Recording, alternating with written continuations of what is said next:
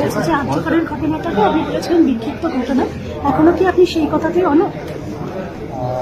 আমি ওই গত রোববার বোধ হয় আমি বলেছিলাম, আমি জানি না এটা কীভাবে কনস্টিটিউট হয়েছে বা ব্যাখ্যা করা হয়েছে। তার আগেও বলেছিলাম যে জিনিসটা এখন অনেক এগিয়েছে, CBI police investigation, CBI it's very simple happen.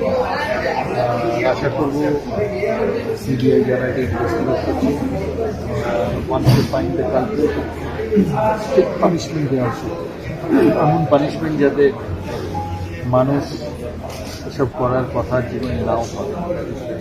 Punishment যে জায়গাটা দাঁড়িয়ে আমরা সবাই রয়েছি, কলকাতা স্তব্ধ হয়ে গেছে, সারা কলকাতা স্তব্ধ হয়ে গেছে।